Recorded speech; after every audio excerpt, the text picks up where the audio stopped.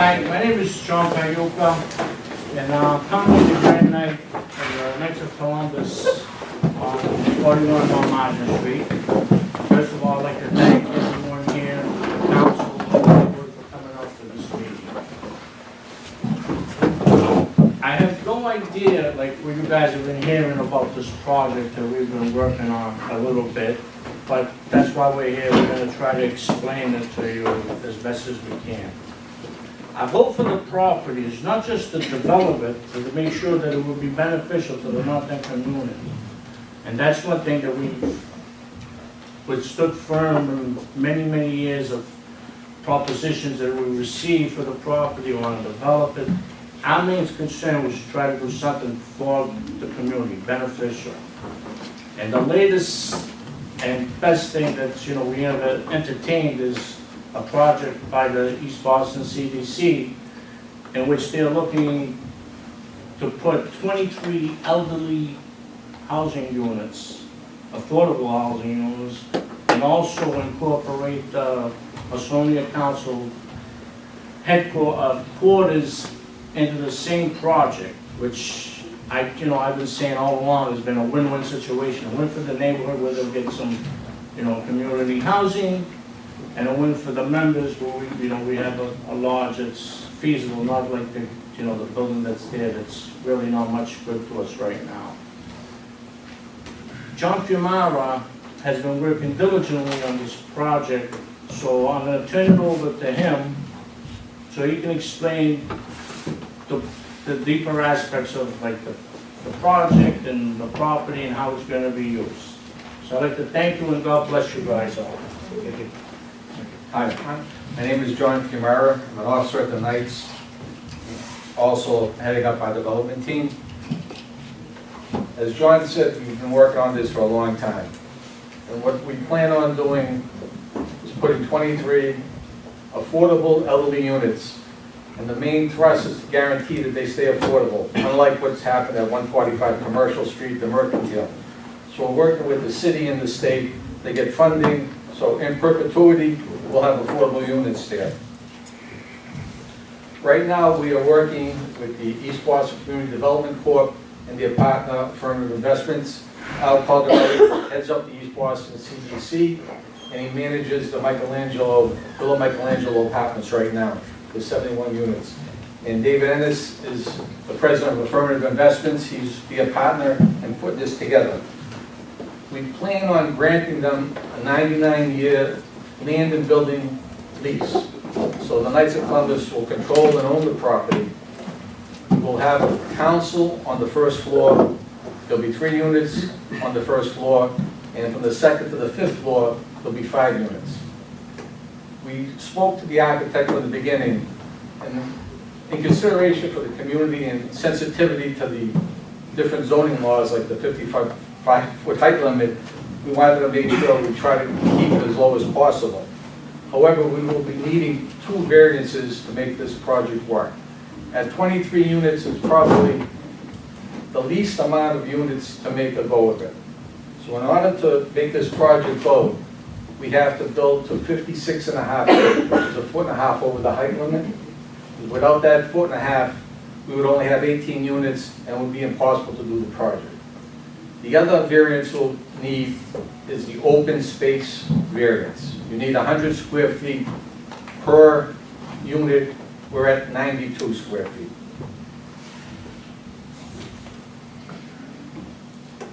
As far as the building is concerned, I'll show you this. This is our current building here.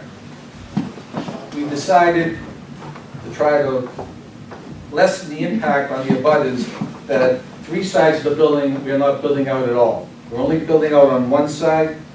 There are no apartment windows for this first building here along North Margin Street. We're 5 feet away from the wall on the first floor. From the second to the 5th floor, we're about 12 feet away. And the only windows are in the second building back here, that they may even be further away from our building. So we're here tonight to ask for your support in those 2 variances when we come before the zoning board. We've already received the approval of the architects at the Department of Neighborhood Development, the Boston Planning and Development Agency, the old BRA, has already approved our plans. We've gone before the Historical Commission a number of times, and they've approved of it, because even though we're not on the historical register, it's a Bullfinch design building, so it does have some historical significance. So, yes. So, no further ado, if you have any questions, or if you like questions on the finances. Yeah, we'll open up to the council and then to the audience. And I noticed on your design too, I think that's why you chose to go the way you did with the architect in terms of the design, because of the historical. Right. If you look at, this is the original building. Well, this shows it better. This is It's right here, here's the line. This is the building as it is now. And we're going to be converting the second floor, which was the big auditorium, into 2 floors. And at the top of the building, there was a solarium, which was about 16 feet, and they needed another 1.5 feet to make that 2 floors as well. So everything is being built along the line of the building, with the exception of this build-out right here. And we had space on that side, and there are no apartment windows on that side. And the Knights of Columbus will be in the lower left. Right. It'd be in this area right here. Right there. Okay. How many units for elderly? 23. All All of them. 100%. Yeah. And they're going to be Is that built 55 plus, 65 plus, what is that counting? what they consider elderly. It could be I'm 60. 62 and over. 62 and over, okay. And they're all very affordable. What is that? What does that mean? Affordable means it's for people who make less than 60% of their median income, and, which is ballpark about $45,000 a year. What does that convert to for rent? The rent will range. I mean, we're gonna have some pretty low rents, like $500 a month, up to about $1,000.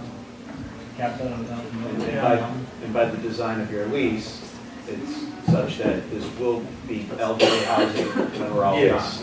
And do you- And the When city, you're old. and the city is guaranteed, their language in the agreement also will state that. Right. And the fact that the Knights of Columbus will own it, they'll guarantee nothing else will happen. How So do you that's, determine who's going in? Is it a lottery? it's a lottery. It's a lottery. Okay, when do you expect, what's the soup to nuts construction time, and when do you expect it to open for? Well, we're working on putting the financing together, and the financing is mostly public money. I mean, we're gonna get some private debt, but it's from the city and from the state. And so if we can move, I mean, they're very supportive. So our hope is that we can put our financing together by the end of this year, and probably start construction in springtime. That's our hope. Yeah. It'll probably take about 10 to 12 months. So you're looking at spring 2020? Yeah. Yeah. When you say elderly residents, is it part-time preferred, or who gets to move in? We have to do a lottery. Experience has shown that when you do a lottery, most of the people that respond are in the neighborhood. I mean, we can't do a North End of Texas, but it's public money. So, but It's the city of Boston. what happened with Michelangelo? In terms of who lives there? The Michelangelo? Yeah, Yeah, it's mostly people who surround the neighborhood. yeah. That's what happens. John, we did have an abundant meeting for this on April 24th. Diane's well attended and no issues. Design. We've had, Neither the height nor the build-up. No, like outright opposition, just Okay. question. we've had 7 or 8 letters of support from neighborhood organizations already, and I think about a dozen of others have sent letters of support. And on the design, I mean, the whole idea is to try to keep it within the scale of the street and keep the context and keep the historic nature of it. Yeah. Anyone else on the council have questions? Oh, great. In the basement, we are not putting any apartments in the basement, but half of the basement is going to be a community room, which will be available for the community, for the residents, and the Knights of Columbus, for everybody. Just out for events? they could use it. Well, I don't think it might be available for free point. But for anybody who has some kind of birthday party or a gathering, they can use that potentially. We'll have to work on the policy. But it'll be for the community. Yeah. If the NEA wants to have the banquet there and they send a letter to the Knights, the Knights. Do you know anyone at the NEA? Probably a past grade, oh, 2 or 3 of them, probably, but right now, so. Just one just comment. Mainly because of all of the comments that were made by the previous speaker. One of the things we've learned is that trash disposal, rodent control is extremely important in all of these larger buildings. And what our policy is that when the building is constructed, all trash will be maintained within the building. There will be trash rooms. There will not be anywhere on the site a dumpster. We do not use them and won't use them. And what we usually do is rather than we will have the city pick up, but we will also have at least one other pickup, which we will do privately, so that the trash don't build up. But that's all of the issues that you talked about, we run into in all of our buildings. And the best way to handle it is to not have dumpsters. Yeah. And we'll never have a dumpster on this site. And we have the space on that ground level, so. Yeah. I'm just curious, has the Knights of Columbus been in the residential rental business before? They're not gonna be the. We're not renters. renting it. They're not We're gonna. giving I know, but I mean, has the Knights of Columbus rented out for, at least its property for rental units? Or is this? Well, our council developed 2 elderly housing down on the waterfront, 145 Commercial Street and 185 Fulton. The 185 Fulton we turned over to the HA after it was built, and the one on 145 Commercial Street, I think we had some kind of involvement with that, and we really get back probably around 1970. Because there was a need, and we decided to go ahead. And now we feel there's a great need again in the neighborhood. And we have exhausted meeting with every nonprofit in the neighborhood to try to utilize the building for them. Nothing could work out over the years. We even dealt with the Italian government to try to put a cultural center there. Now we think we've come upon the best use serving a dire need in the community. And where we can do a 99-year lease, we control it. And it guarantees our existence. The fact that the affordable units will be in perpetuity, you don't have to deal with expiring mortgages as you have in other developments in the North End as well as across the city. Anyone in the audience have a question? Question? Yeah, sure. Dan Toscano, 78 Prince Street.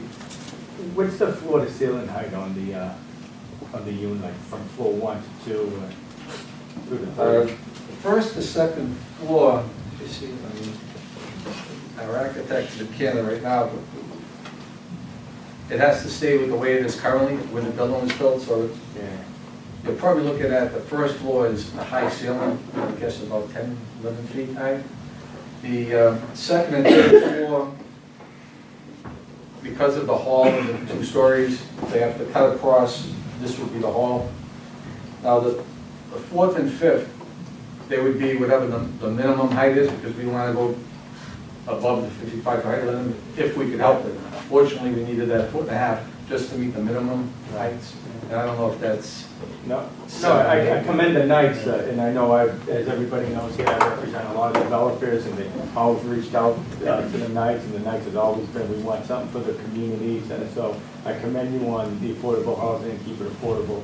But, I mean, I know, because the council, we have 55 feet has been sacred I know. in the neighborhood for many years.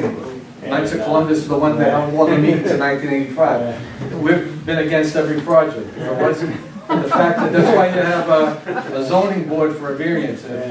If this isn't a use that you can make an exception for, I think the Knights are doing a great thing for affordable housing. trust me, we went to our first meeting at the BRA and we thought it was still at 55 feet. Our architect says, oh, don't say 55 feet, we have to go up to 56 and a half. They didn't have a problem up at DPDA because they know that's the only way we could even attempt to do it. They would rather have more than 23 units, and we've been asked by some people, we're trying to go in for even another floor. We says, the fact that we want a 1.5 foot over, it's not a necessity.